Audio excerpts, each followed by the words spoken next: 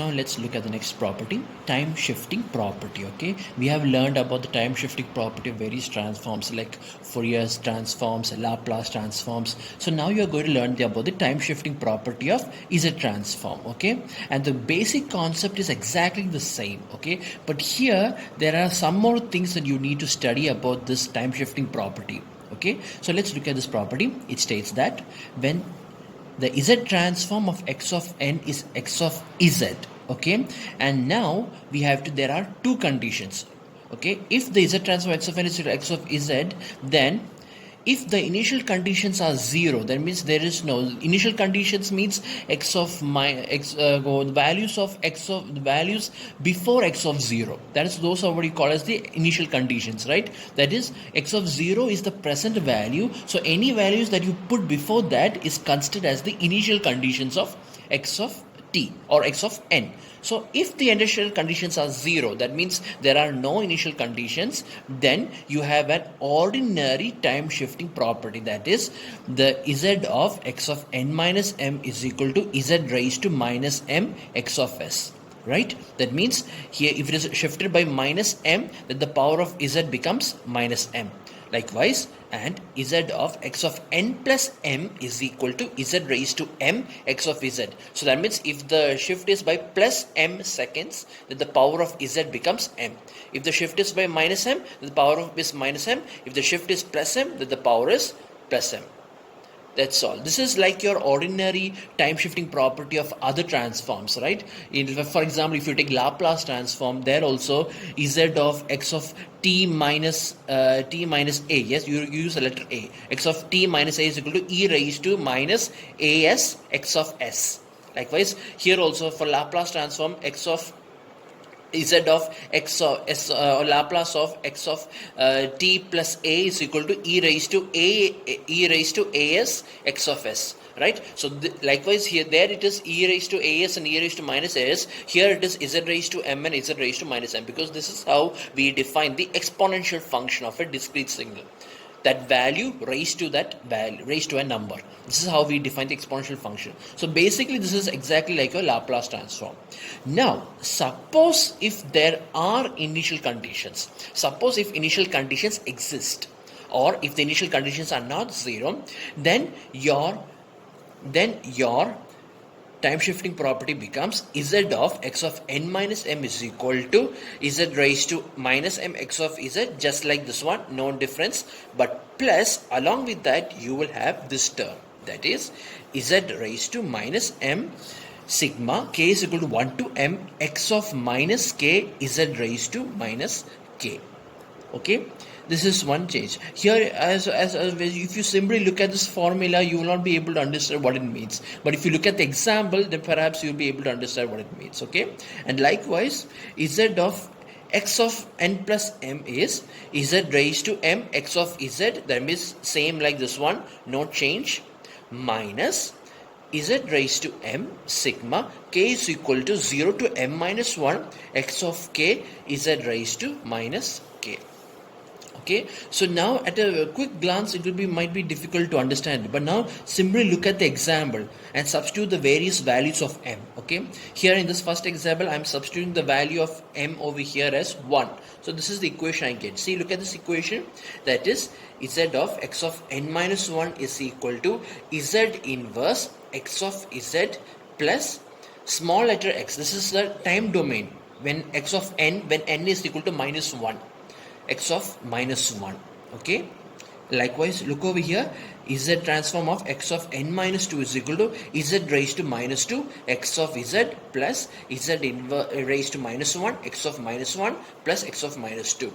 Alright, if you just simply look the way how to write it, you can, it's very easy to understand it. See, that's what this equation means. This equation means over here, that is, so suppose if your power is 2, here the shift is minus 2 seconds. Okay, if the shift is minus 2 seconds, and if there should be initial conditions also. Okay, and in that case initial conditions means this one, x of minus 1, x of minus 1, x of minus 2, these are what we call as the initial conditions. These values will be given in the question. So if you see here it is minus 2, in that case then the power of the z of the z starts from minus 2. Right? The power of the z starts from minus 2, z raised to minus 2. Then the next term, the power of z is minus 1. Then the next term, the power of z is 0. See, this is how we write. If it is minus 2, then z raised to minus 2. Then you have here z raised to minus 1. Then you have z raised to 0, which is 1. Then over here, you start with the value x of z, and after x of z, you write x of minus 1, then you write x of minus 2, and then you write x of minus 3, and so forth. Right? That's how we write the equation. For example, now simply look at this over here.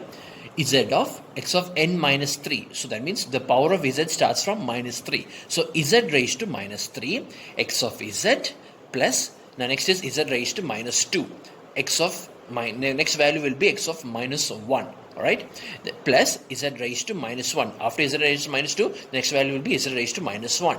X of minus 2 plus x of minus 3. You see? So that means this is how we write the values. First you write with z raised to minus 3, z raised to minus 2, z raised to minus 1, and z raised to 0, which is 1. Okay, let me write z raised to 0.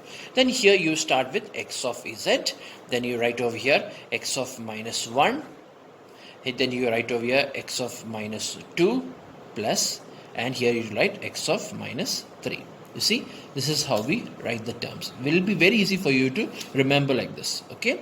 Now, next over here, so suppose, now look at the other equation, that is x of n plus m. Yes, x of n plus m is equal to z raised to m, x of z minus z raised to m, sigma k is equal to 0 to m minus 1, x of k z raised to minus k. Okay, here also at first class it will be very difficult for you to understand. So for that, we will use some examples, and you see over here. Suppose if m is equal to 1, so you have x of n plus m is or n plus 1 is equal to z xs minus z x of 0. Okay. Now look at this, alright? Now let's look at the next one and see if you can find the correlation. Here, z transform of x of n plus 2 is equal to z square x of z minus z square x of 0 minus z x of 1. Okay, the first thing you need to understand is that if it is x of n minus m, then all the initial condition terms are all added. Yes, they are all added. But if the shift is positive, then you should understand that all the initial conditions are subtracted, right? Subtract as per this equation over here, right? As per this equation over here, it is subtracted. So likewise over here also, here it is subtracted. Okay. The second thing you need to understand is that you look at the value of the shifting value. So here the shifting value is 1. So if it is 1, then the power of z is plus 1, right? If it is 1, then the power of z is the same, which is 1, right? So it starts from z. Then the next value is also having the same power of z, right? So here you can see x of n plus 2. In that case, you start with z square. So I write z square. After writing z square, I will write z square x of z. So the next term, the power of z is also same. It's also z square. Then after that, it will go in the decreasing order. That is z square, z raised to 1, z raised to 0, and so forth. So like that, here it will be z square x of z minus z square x of 0 minus z x of 1. So see if you can write this by yourself. Okay. See if you can write this by yourself. X of n plus z of x of n plus 3. If in the initial conditions. So here we start with z cube. So there will be two z cube terms. That is z cube x of 0 minus z cube x of z cube x of z minus z cube x of 0. Now after that you decrease the value of z, the power of z. So next term will be minus z square x of 1 minus z x of 2. Okay. This is how you remember it. Okay. And you should also understand, now looking at the initial conditions, the given initial conditions are always going in such a way that it goes in the the magnitude increases. For example, over here, first is x of minus 1, then it is x of minus 2, then it is x of minus 3. Right? And over here you can see it is starts from x of 0, then x of 1, then x of 2. Okay, so from here these values are what we call as the initial conditions, which will be given in the question. Okay, so one thing you need to understand about time shifting property is you need to understand is that this time shifting property is actually equivalent to two properties in a Laplace transform. One is your original time shifting property that you have learned Laplace transform. Okay, and this property is actually equivalent to your time differentiation theorem in your Laplace transform, the time differentiation theorem, right? There if you know that if the differentiation is in time domain, then it starts with Laplace of dt by dxt by dt is equal to s x of s minus, and it goes on like the x of minus x of 0, right? Where x of 0 is what you call as the initial conditions. That is what you're exactly doing here, but here you cannot differentiate the discrete values, right? You cannot differentiate with respect to time. Differentiation actually means subtraction between this value and the previous value, right? So that is what you are seeing here actually. That is why this time shifting theorem in Laplace in Z transform is also equivalent to your time differentiation. Time shifting theorem is also equivalent to your time shifting theorem in Laplace transform, as well as your time differentiation theorem in Laplace transform. Right? So all you need to do is remember this property is the main important property in Z transform, this property, because the reason is that this property is what you are going to use, what you are only going to use when you are going to find the LTI system analysis using Z transform. These are the equations that you are going to use.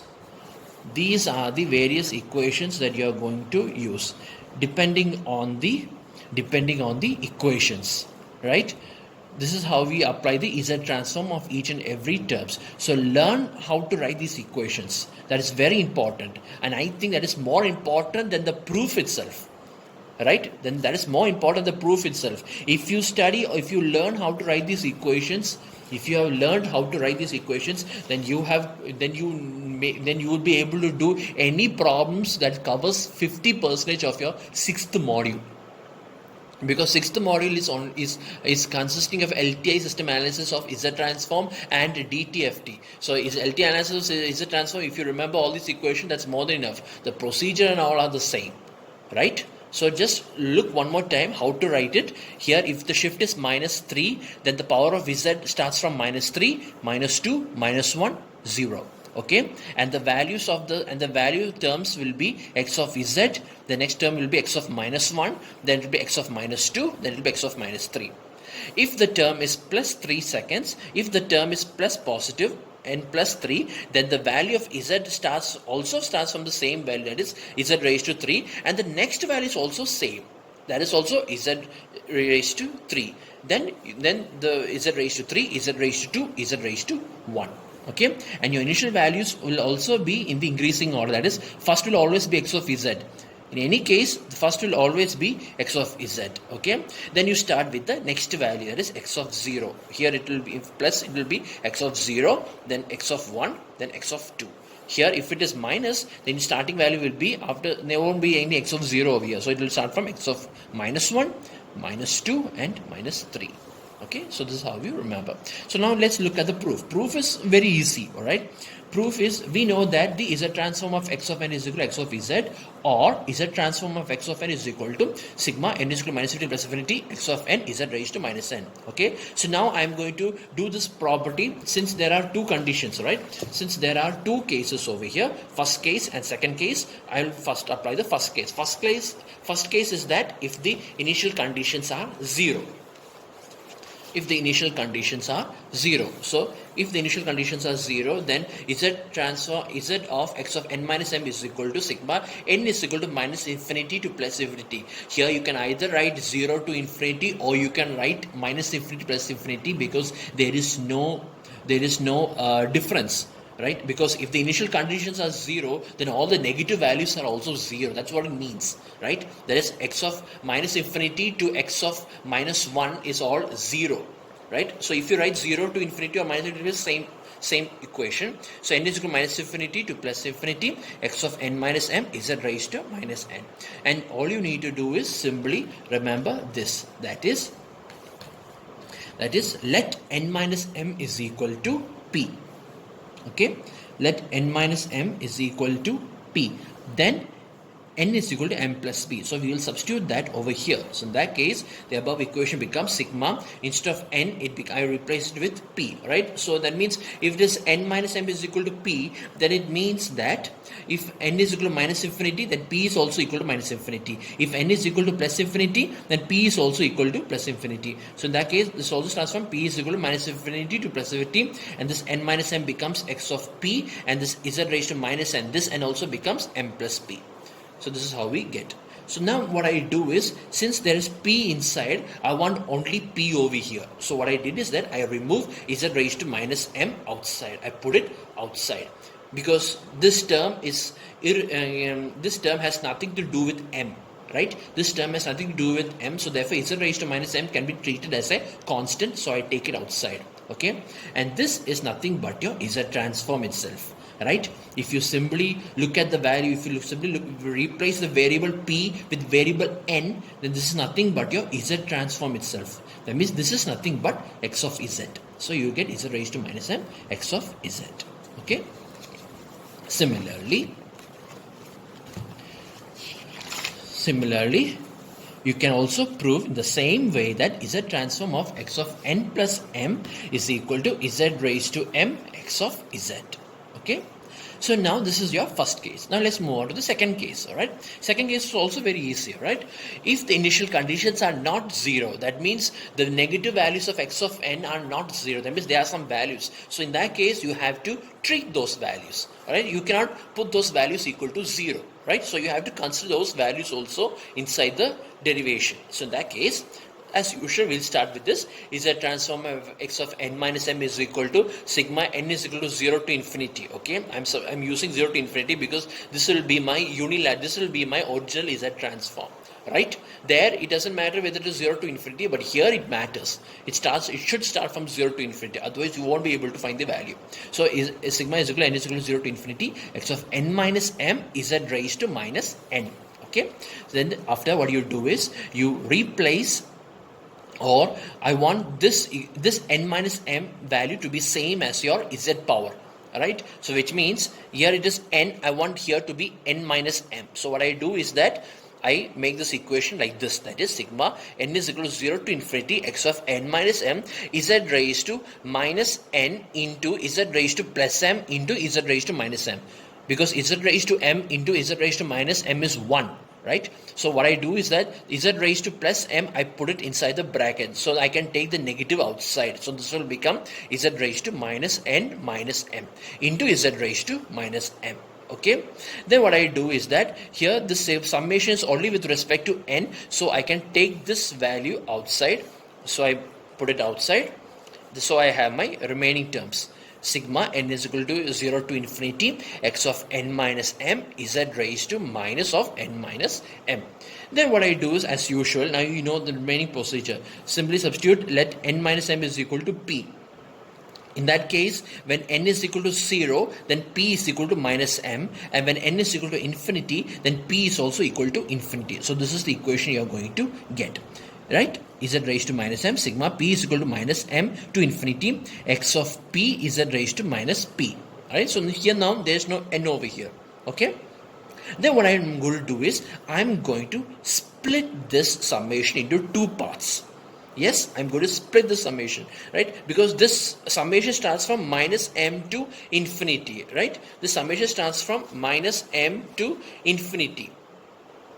It starts from minus m to infinity. It starts from minus m to infinity. So what I'm going to do is I'm going to split it into two terms. Two terms means first term will be from 0 to infinity, and the second term will be from minus m to 0. That is in the minus m to 1.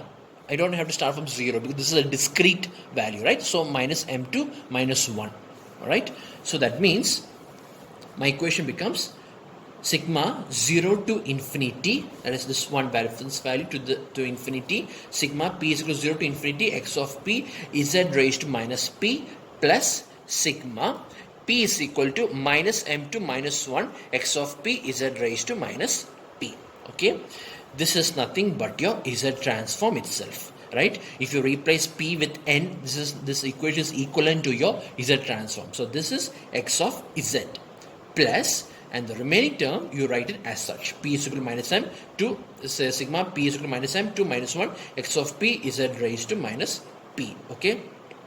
So now the problem is that here the summations are all in the negative values. So I want to make it positive values. Okay. So if I make it positive values, then only I can define my initial conditions. So that means substituting p is equal to minus k. If I substitute p is equal to minus k, then here instead of writing sigma p is equal to minus m to minus 1, then it will change from minus 1 to plus m, right? Sorry, it will start from 1 to m. That means every negative value becomes positive value and every positive value becomes negative value. That's what this means. So therefore, instead of writing p, I write k, and here it starts from minus m to minus 1. So the opposite of that is 1 to m. K is equal to sigma, k is equal to 1 to m. Instead of x of p, it becomes x of minus k, right? X of minus k into, instead of z raised to minus p, it becomes z raised to k. So this is your initial conditions. Therefore, z of x of n minus m is equal to z raised to minus m, x of z plus z raised to minus m, sigma k is equal to 1 to m, x of minus k z raised to k. Okay. This proof sometimes they can ask in the exam also. I think they have asked before, I think for 6 or 7 marks. Right. Now let's look at the next condition. For example, like similarly, x of n plus m. Right, same process, there is no change. So that means if I want to find the z transform of this I will write inside this. So that means sigma n is equal to 0 to infinity x of n plus m z raised to minus n. Then I want to make this n into n plus m, same less over here. So what I do is what I do is I multiply this with z raised to minus m into z raised to m. Okay, then I apply this over here. So I will combine these two, z raised to minus n and z raised to minus m. So it will become z raised to minus n plus m into z raised to m. So okay, so this is your next step. Then what I do is I take z raised to m constant. It's already constant because the summation is only with respect to n. So I can take z raised to m outside. So I took it outside. The sigma n is equal to 0 to infinity x of n plus m z raised to minus n plus m. So same, see, n plus m, n plus m. Then what I do is let n plus m is equal to p. Okay, so if n plus m is equal to p, then when n is equal to 0, p is equal to m, and when n is equal to infinity, p is equal to infinity, right? So I get z stands for z of x of n plus m is equal to z raised to m, sigma p is equal to m to infinity x of p. This n plus m becomes p, and this n plus m also becomes p, z raised to minus p. Then what I do is, just like how I split the other one, this also I will split. Okay, here how I am splitting is, here we know it starts from m and it ends at infinity, right? It starts from m and ends at infinity. So what I'm going to do is, I'm going to take this value, I'm going to take the summation of these values, and then I'm going to minus this summation of these values. Then I will get this. So that means I am rechanging my sigma p is equal to m to infinity to p is equal to 0 to infinity minus sigma p is equal to 0 to m minus 1. Right? This is m minus 1. M minus 1. Okay? So I will get sigma p is equal to 0 to infinity x of p is z raised to minus p minus sigma p is equal to 0 to m minus 1 x of p is z raised to minus p. Okay, as usual, this is nothing but your z transform itself, right? If you replace p with n, you will get your z transform equation. So this is nothing but x of z minus the remaining value, that is p is equal to 0 to m minus 1 x of p into z raised to minus p. Okay, in the previous derivation, the letter, instead of writing letter p, it was k. So likewise here also I am applying the same. So there is no change in the equation. So you will get over here as z transform of x of n plus m is equal to z raised to m x of z minus z raised to m sigma k is equal to 0 to m minus 1 x of k z raised to minus k. Okay. Okay. Learn the proof, but what is more important is looking at the theorem and writing the values. In other words, you need to learn how to write these examples that you see here. Okay, because this is how the equations they are going to give. There, when you are learning about the LTI system analysis in Laplace transform, the questions are all given in differential equations, right?